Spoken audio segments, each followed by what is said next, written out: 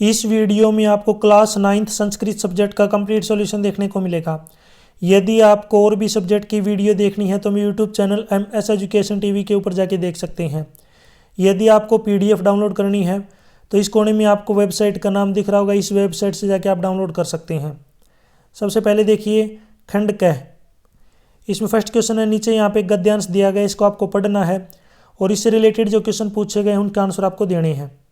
तो इस गद्यांश को आराम से आप पढ़ सकते हैं। इसमें देखिए यहाँ पे फर्स्ट क्वेश्चन, एक पद में आपको इनके आंसर देने हैं, कोई भी दो क्वेश्चन यहाँ पे आपको करने हैं। फर्स्ट है, भारते कति ऋतवः भवन्ति षड्, कह ऋतुराज कथ्यते वसन्तः, किम विस्मृत्य सर्वे परस्पर मिलयन्ति द्वेषम्। नेक्स्ट इसमें बी पार्ट, इसमें पूर्ण वाक्य में आपको उत्तर लिखना है, कोई भी दो क्वेश्चन के आपको आंसर देने हैं। पहला है, वसंते द्वो प्रमुखत्वस्वी को भवतः है, तो इसमें आ जाएगा यहाँ पे वसंतोत्सव होलिकात्सव च। सेकंड, वसंतोत्सवे सर्वत्रम किम भवति, तो यहाँ पे आ जाएगा उत्सवो भवति। थर्ड, होलिकोत्सव है कति भवति, तो यहाँ पे इसमें कब आ जाएगा, यहाँ पे फाल्गुन मासस्य पूर्णिमायाम भवति। नेक्स्ट है, इसमें आपको यहाँ पे इसका उचित शीर्षक लिखना है, तो वसंत है ऋतुराज है। इसमें नेक्स्ट है, यहाँ पे आपको नीचे उत्तर दिए गए जो आपको ऑप्शन दिए गए इनमें आपको छांटने हैं, कोई 3 करने हैं। वसंतोत्सव, इसका आपको संधि विच्छेद करना है कि इसका संधि विच्छेद क्या बनेगा, तो इसका संधि विच्छेद बनेगा वसंत प्लस उत्सव है, सेकंड बनेगा। आप मुझे कमेंट सेक्शन में बताएंगे एक का संधि विच्छेद क्या होगा, यानी कि इसका संधि विच्छेद क्या होगा और इसके अंदर कौन सी संधि है, दोनों आपको बतानी। इसका संधि विच्छेद क्या होगा, संधि विच्छेद करने के बाद यहाँ पे कौन सी संधि इसके अंदर दी गई है, तो इसका आंसर आप मुझे ज़रूर कमेंट सेक्शन में बताएं। भवति के अंदर कौन सा लकार है, तो ये है लट लकार। षड् ऋतवः है, इसमें विशेषण पद क्या है, तो इसमें है यहाँ पे षड्। वसंत के अंदर जो है आपको विभक्ति बतानी है, तो इसके अंदर षष्ठी विभक्ति है। नेक्स्ट है खंड ख, इसमें पहला है, यहाँ पे आपको पत्र दिया गया, पत्र के अंदर बीच में रिक्त स्थान दिए गए हैं, उनका आपको भरना है। भरने के लिए आपको नीचे भी जो है ऑप्शन दिए गए हैं, तो पहले तो यहाँ पे ऊपर डेट परीक्षा, नीचे यहाँ पे महोदय और नीचे यहाँ पे नीचे दिया गया 1 2 3 4 इसमें क्या क्या आएंगे। तो आप नीचे देखिए, जो सबसे पहला है इसमें आएगा प्राचार्य है, सबसे पहला है प्राचार्य है, महोदय है। सेकंड जो दूसरा है, नीचे देखो इनमें से आपको छांटना है। दूसरे में आएगा निवेदनम, तीसरे में रुग्ण है, चौथे में यहाँ पे विद्यालय और 5वें में पर्दाय। तो इसमें आप ऊपर देखिए, मैं आपको दिखा देता हूँ। इस प्रकार देखिए आप मिला लीजिए, 2 में निवेदनम, 3 में रुग्ण है, 4 में विद्यालयम और 5 में यहाँ पे आ जाएगा पर्दाय लास्ट में। इसमें ख पार्ट है, चित्र को आपको देखना, चित्र को देखने के बाद नीचे यहाँ पे जो ब्लैंक है इनको आपको भरना है। तो इसमें देखिए हलम, नीचे यहाँ पे देखो इनमें से आपको छांटना है, ये नीचे दिए भी गए हैं। हलम, हलम में कैसे पहले क्या आएगा, कृषक है, पहले में आएगा कृषक है। दूसरे में आ जाएगा अस्माकम देश में कृषि प्रधान है। तीसरे में आएगा कृषक है सूर्योद्यात। चौथे में आ जाएगा यहाँ पे आपका उपकरणानी और लास्ट में कृषक बीजाणी, लास्ट में आ जाएगा क्षेत्रेशु, सबसे लास्ट में आ जाएगा यहाँ पे क्षेत्रेशु। नेक्स्ट खंड ग, इसमें आपको हिंदी भाषा में जो है सरलार्थ लिखना है आपको, यानी कि इसका जो है गद्यांश दिया गया है, तो यहाँ पे इसको आप पढ़ सकते हैं। और इसकी सह प्रसंग जो है आपको प्रसंग भी लिखना है इसका, तो ये जो है आप आराम से इसको पढ़ लीजिए। अब इसमें सबसे पहले देखिए प्रसंग, प्रस्तुत गद्यांश हमारी संस्कृत की पाठ्य पुस्तक सेमुसी प्रथमों भाग में संकलित सवर्ण काका से लिया गया है। यहाँ एक विचित्र कौवे का लड़की के समीप जाने का वर्णन किया गया है। नेक्स्ट देखिए यहाँ पे सरलार्थ, पुराने समय की बात है कि किसी गांव में एक निर्धन वृद्धा स्त्री रहती थी। उसकी एक बेटी थी जो विनम्र और सुंदर थी। एक दिन माँ ने एक बर्तन में चावल डालकर अपनी बेटी से कहा, सूरज की धूप में चावल को पक्षियों से बचा कर रखना। कुछ समय बाद एक विचित्र कौवा उड़कर उसके पास आया। इसी के अथवा में यहाँ पे दिया गया है एक और, इसमें भी आपको जो है प्रसंग और नीचे जो है नीचे सरलार्थ करना है, तो इसको भी आप एक बार पढ़ लीजिए अच्छे से। नेक्स्ट इसमें देखिए यहाँ पे सबसे पहले प्रसंग, प्रस्तुत गद्यांश हमारी संस्कृत की पाठ्य पुस्तक सेमुसी प्रथमों भागों में संकलित भाग में संकलित पाठ पर्यावरणम से लिया गया है। इस गद्यांश में बताया गया है कि किस प्रकार स्वार्थ में अंधा मनुष्य पर्यावरण को आज नष्ट कर रहा है। नेक्स्ट यहाँ पे देखिए सरलार्थ। सरलार्थ में है कि किंतु स्वार्थ में अंधा हुआ व्यक्ति उसी पर्यावरण को आज नष्ट कर रहा है। थोड़े से लाभ के लिए लोग वस्तुओं को नष्ट कर रहे हैं। कारखानों का विषैला जल नदियों में गिराया जा रहा है, जिससे मछली आदि जलचरों का क्षण भर में ही नाश हो जाता है। नदियों का पानी भी हर प्रकार से न पीने योग्य हो जाता है। क्वेश्चन 4 में हिंदी भाषा में आपको सरलार्थ लिखना है इसकी। तो ये जो है यहाँ पे दिया गया श्लोक दिया गया, इस श्लोक को आप पढ़ लीजिए। अब इस श्लोक का देखिए सबसे पहले प्रसंग। प्रस्तुत श्लोक हमारी संस्कृत की पाठ्य पुस्तक सेमुसी प्रथमों भाग में संकलित पाठ सुक्ति मोक्तिकम से लिया गया है। इसमें बताया गया है कि सज्जनों की संपत्ति दूसरों के कल्याण के लिए होती है। नीचे यहाँ पे सरलार्थ। नदियाँ अपना पानी स्वयं नहीं पीती, वृक्ष अपने फल स्वयं नहीं खाते, बादल अपनी उत्पन्न की हुई फसल स्वयं नहीं खाते। सज्जन पुरुषों की संपत्तियां परोपकार के लिए होती हैं। यह श्लोक सिखाता है कि हमें प्राकृतिक तत्व अपने संसाधनों का उपयोग स्वयं नहीं करते, बल्कि दूसरों की भलाई के लिए करते हैं। वैसे ही महान और सज्जन व्यक्ति अपनी संपत्ति और योग्यताओं का उपयोग परोपकार के लिए करते हैं। यह हमें निस्वार्थ सेवा और दूसरों की भलाई के लिए अपने संसाधनों का उपयोग करने की प्रेरणा देता है। इसी के अथवा में यहाँ पे एक और दिया गया है श्लोक, इसकी भी आपको व्याख्या करनी है। सबसे पहले देखिए प्रसंग।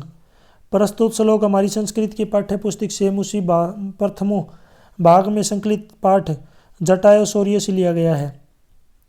नीचे आप इसका सरलार्थ। पराई नारी के स्पर्श दोष से तुम अपनी नीच बुद्धि को हटा लो, क्योंकि बुद्धिमान यानी कि धैर्यशील व्यक्ति को वह आचरण नहीं करना चाहिए जिससे कि दूसरे लोग उसकी निंदा करें। क्वेश्चन 5 यहाँ पे सूक्ति दी गई है, इसको आपको हिंदी भाषा में लिखना है। तो एक बार ये सूक्ति जो है यहाँ पे दी गई है, इसकी हिंदी भाषा आंसर है जो व्यवहार हमें अपने लिए अनुचित लगता है वैसा व्यवहार दूसरों के लिए भी नहीं करना चाहिए। यानी कि जो हमारे लिए अनुचित लगता है वैसे दूसरों के साथ भी नहीं करना चाहिए। सेकंड है, इसकी व्याख्या है यहाँ पे सूर्य की गर्मी में पक्षियों में चावल की रक्षा करें। तीसरा है हे वाणी नई वीणा में ध्वनि उत्पन्न करो। इसी के अथवा में यहाँ पे दिया गया है, नीचे श्लोक दिया गया, श्लोक में यहाँ पे ब्लैंक दिए गए हैं 1 2 3 4 आपको भरने। नीचे यहाँ पे ऑप्शन भी दे रखे हैं आपको। तो सबसे पहले में आ जाएगा सूर्यताम, दूसरे में आ जाएगा अवधार्यतम, तीसरे में प्रतिकूलानी और चौथे में आ जाएगा समाचरित। क्वेश्चन 6 यहाँ पे आपको गद्यांश दिया गया है, इनके आपको पूर्ण वाक्य में इनके आंसर लिखने हैं इस गद्यांश को पढ़ के।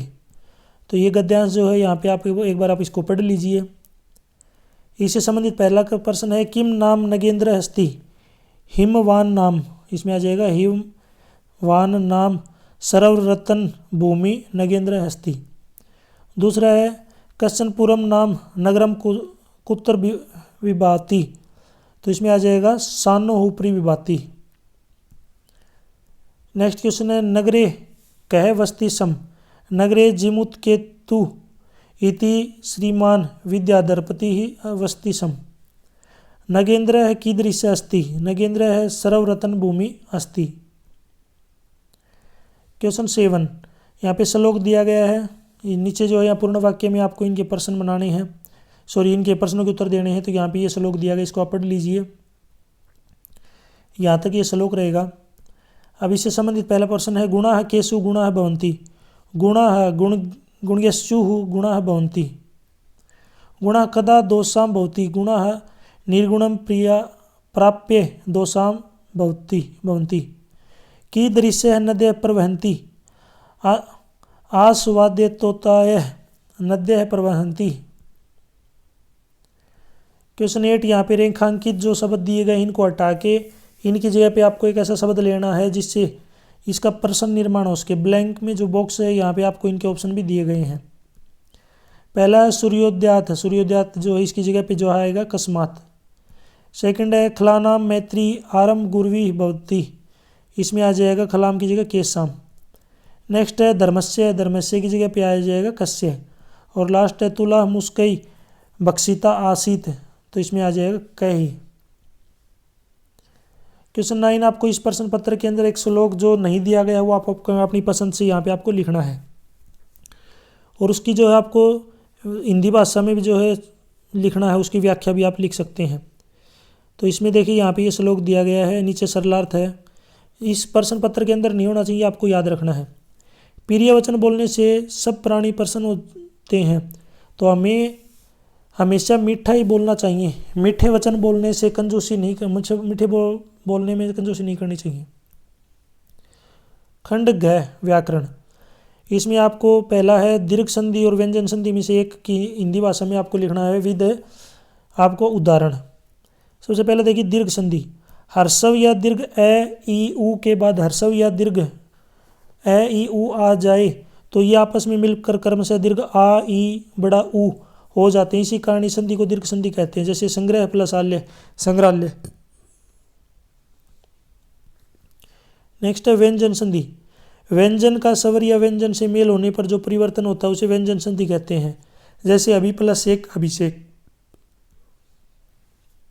ख कर्मधारय और द्वंद्व समास का आपको जो है परिभाषा लिखनी हिंदी में और उदाहरण देना है। सबसे पहले देखिए कर्मधारय समास, जिसका पहला पद विशेषण या और दूसरा पद विशेष्य अथवा एक पद उपमान तथा दूसरा पद उपमेय हो, वहाँ कर्मधारय समास कहलाता है।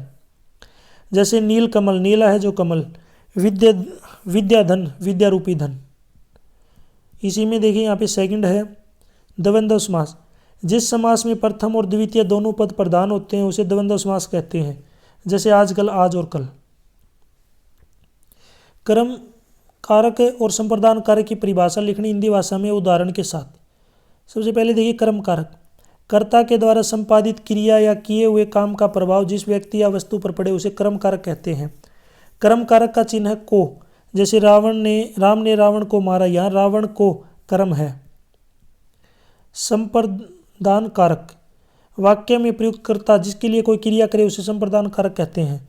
संप्रदान कारक के विभक्ति चिन्ह के लिए या को हैं, जैसे पुत्र को धन दिया, इसमें पुत्र संप्रदान कारक है और को यानी के लिए इसका चिन्ह है।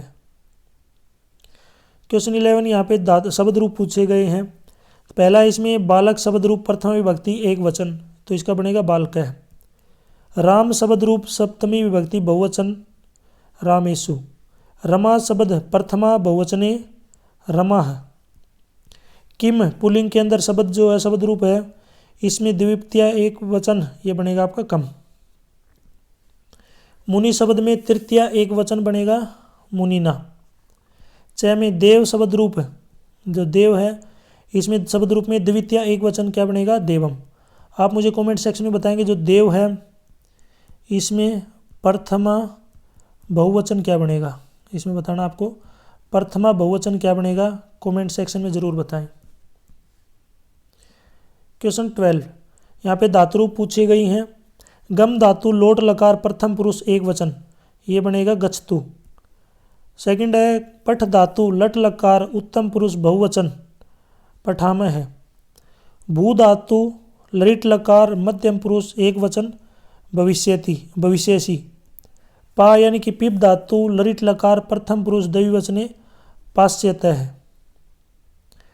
नेक्स्ट है चल धातु विधि लिंग लकार उत्तम पुरुष एक वचने चलेयम। लिख धातु लट लकार मध्यम पुरुष बहुवचने लिखत। क्वेश्चन 13 यहाँ पे आपको उचित विभक्ति का प्रयोग करके ब्लैंक भरने हैं, यानी कि फिलिंग द ब्लैंक्स। पहला है इसमें फर्स्ट सवस्ति, तो इसमें आ जाएगा प्रजा। दूसरा है डैश पत्राणी पतंती वृक्षात। मोहन डैश कर्ण हस्ती, इसमें आएगा नेत्रेण। आलम डैश विवादेन। नेक्स्ट है डैश प्रीतः वृक्षा संति, तो इसमें आ जाएगा ग्रामम। क्वेश्चन 14 क्वेश्चन में यहाँ पे उपसर्ग जो है अलग करने हैं आपको। पहला प्रविष्टि, इसके अंदर जो है ये आपका पर जो है आपका उपसर्ग होता है जो पहले लगता है। विक्रिय के अंदर जो प्रत्यय है उपसर्ग आपका वी। निर्गुण के अंदर जो आपका उपसर्ग यानी कि पहले जो लगता है वो है निर। नेक्स्ट है खंड अड़, इसमें बहुविकल्पीय प्रश्न पूछे गए हैं। पर प्लस उपकार का संधि पद क्या होगा, तो इसका बनेगा परोपकार है। स्नानार्थम, इसका संधि विच्छेद बताना है तो इसका बनेगा स्नान प्लस अर्थम। पंचानाम वटानाम समाहार है तो इसमें है पंचवटी समाहार, यानी कि आपका जो है समास है ये। माता पितरो, इस पद में कौन सा समास है? द्वंद्व समास, माता और पिता। प्राचीन, इसका विलोम पद बताना है तो प्राचीन का जो विलोम शब्द होगा ये होगा नवीन। प्राचीन पुराना, नवीन नया। नेक्स्ट है सूर्यास्त का जो विलोम बताना है, सूर्यास्त का विलोम होगा सूर्योदय। भुपति ही, इसका पर्याय पद क्या हो जाएगा? नरिप्य है।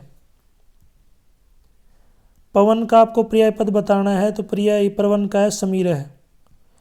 रुद प्लस तुमुन, इसका क्या बनेगा यहाँ पे? रोदितुम। नेक्स्ट है दृष्टवा, इसमें जो है प्रत्यय बताना, प्रत्यय होता है जो बाद में लगता है तो इसमें आ जाएगा दृश्य प्लस कत्वा, कत्वा प्रत्यय इसके अंदर। 50 इतस्मीन पदे कै संख्या है तो इसका मतलब क्या होता है? 50, इसका मतलब होता है 50। नेक्स्ट है 20, इसको जो है 20 को संस्कृत में क्या बोलते हैं? विंशति। आप मुझे कमेंट सेक्शन में बताएंगे 16 को संस्कृत भाषा में क्या बोलते हैं? 16 को संस्कृत भाषा में क्या बोलते हैं, कैसे लिखते हैं? कमेंट सेक्शन में इसका आंसर दें। नेक्स्ट है गुणयुक्त दरिद्र है, इसमें विशेष्य पद बताना है तो ये है दरिद्र है विशेष्य पद। अंशवर है परोपकार है, इसमें विशेषण पद बताना है तो ये होता है अंशवर है। घड़ी के अंदर यहाँ पे आपको टाइम भरना है। राम प्रातः वादने, राम 5 बजे उठता है, क्योंकि घड़ी में यहाँ पे आप देखेंगे तो 5 है और ये मिनट वाली सुई 12 के ऊपर है तो 5 का मतलब यहाँ पे क्या है? पंच, 5 बजे उठता है। नेक्स्ट है अहम प्रातः है भ्रमंती, मैं घूमने जाता हूँ 6 बजे, यानी कि 6 बजे घूमने जाता हूँ तो यहाँ पे 6 को क्या बोलेंगे? षड्वादने, तो इसमें यहाँ पे क्या आ जाएगा? षड्वादने, 6 बजे। यहाँ तक वीडियो अपनी कंप्लीट हो चुकी है। यदि आपको PDF डाउनलोड करनी है तो इस कोने में आपको वेबसाइट का नाम दिख रहा होगा, इस वेबसाइट को डायरेक्ट गूगल के ऊपर टाइप करके वहाँ से आप इसको डाउनलोड कर सकते हैं। यदि आप मुझे फेसबुक, इंस्टाग्राम, टेलीग्राम, व्हाट्सएप पे या सोशल मीडिया पे फॉलो करना चाहते हैं, कोई भी हेल्प चाहते हैं तो आप मेरे को जो है वीडियो के डिस्क्रिप्शन में जो लिंक दिया गया है उधर मैसेज कर सकते हैं। Thanks for watching.